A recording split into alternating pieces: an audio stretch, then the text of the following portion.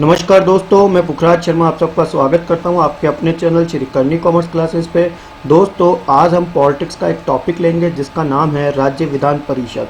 जी हां दोस्तों, राज्य विधान परिषद का वर्णन जब भारतीय संविधान बनाया गया था तो अनुच्छेद 169 में इसका वर्णन है। यानी भारत के वह राज्य जहां राज्य विधान परिषद और साथ में राज्य विधान सभा दोनों होती है उसको हम बाइक्रिमिनल स्टेट लेजिस्लेचर के नाम से जानते हैं। दोस्तों, अभी हमारे देश में 28 राज्य और 8 केंद्र शासित प्रदेश है और उनमें से 28 राज्यों में से अब मात्र 5 राज्य ऐसे हैं जहां राज्य विधान सभा और राज्य विधान परिषद दोनों हैं। अभी हाल ही के अंदर आंध्र प्रदेश के सीएम वाईएसआर कांग्रेस के श्री जगनमोहन रेड्डी ने अपने राज्य से राज्य विधान परिषद हटा दी है। तो दोस्तों, ये जो आपका होम पेज जो आपको नजर आ रहा है इस पे आपको एक ट्रिक नजर आ रही है जिसमें लिखा हुआ है यूके में टीवी, यानी यूके यानी यूनाइटेड किंगडम में टीवी में हमने ये सुना कि अब भारत में केवल 5 राज्यों में राज्य विधान परिषद रह गई है। तो यू जो रेफर कर रहा है वो उत्तर प्रदेश को कर रहा है, के कर रहा है कर्नाटक को, एम जो कर रहा है वो महाराष्ट्र को कर रहा है, टी कर रहा है तेलंगाना को, बी कर रहा है बिहार। यानी आपसे प्रश्न पूछा जाए कि भारत के कितने राज्यों में अब राज्य विधान परिषद और राज्य विधानसभा यानी दोनों बाइक्रिमिनल स्टेट लेजिस्लेचर है, तो आपका आंसर होगा 5 राज्यों में। और अभी हाल ही में किस राज्य ने अपने राज्य से राज्य विधान परिषद हटा दी है, तो इस प्रश्न का आंसर होगा दोस्तों आंध्र प्रदेश। और इसमें यदि आ जाए प्रश्न के लेटेस्ट राज्य विधान परिषद का दर्जा किस राज्य को दिया गया, तो इसका आंसर होगा दोस्तों तेलंगाना। क्या होगा दोस्तों? तेलंगाना। तो तेलंगाना तो लेटेस्ट को दिया गया दर्जा, आंध्रा ने अपना दर्जा हटा दिया। अब वहां पे केवल राज्य विधान सभा है, परिषद हट चुकी है दोस्तों। और ये 5 राज्य जो आपको होम पेज के ऊपर नजर आ रहे हैं, यहाँ पे राज्य विधान सभा और राज्य विधान परिषद दोनों है।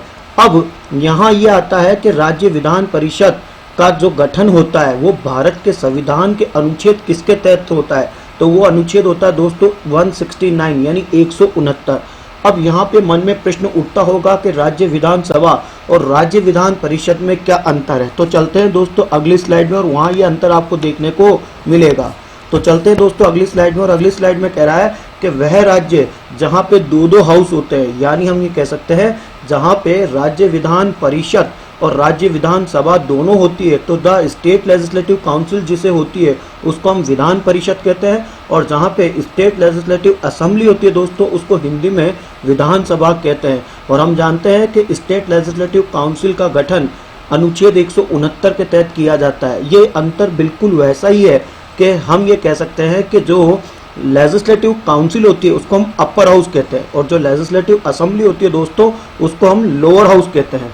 तो जैसे अपर हाउस और लोअर हाउस, यदि मैं यूनियन लेवल के ऊपर चलूँ तो राज्यसभा और लोकसभा होती है, वैसे ही एक स्टेट के अंदर जो अपर हाउस है वह वहाँ की विधान परिषद होगी और वहाँ का जो लोअर हाउस जो निचला जो आपका हिस्सा होगा या निचला जो लोअर हाउस होगा वो लेजिस्लेटिव असेंबली कहलाएगी दोस्तों।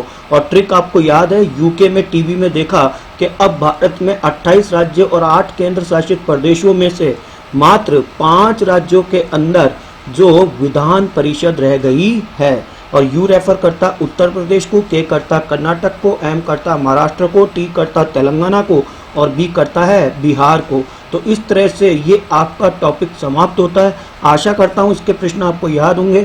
अनुच्छेद 169 के तहत राज्य विधान परिषद की स्थापना की जाती है। अभी हाल ही में किस राज्य ने अपनी राज्य विधान परिषद की जो थी उसको हटा दिया है, तो आंसर होता है आंध्र प्रदेश।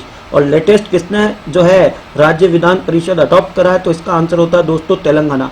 और वर्तमान में कितने राज्यों में राज्य विधानसभा और राज्य विधान परिषद दोनों हैं, तो इसका आंसर होता है 5, जिसकी ट्रिक है यूके में टीवी। और दोनों में अंतर जो होता है वो राज्य विधान परिषद जो होता है दोस्तों वो अपर हाउस कहलाता है किसी राज्य का, और जो राज्य विधानसभा होता है दोस्तों वो उसका निचला हाउस या जिसको लोअर हाउस कहते हैं दोस्तों वो कहलाता है। धन्यवाद दोस्तों, आपने मुझे सुना और अगली बार ऐसे ही छोटी छोटी वीडियो लेके आसान ट्रिक में लेके आऊंगा। जब तक के लिए पुखराज शर्मा को इजाजत दीजिए।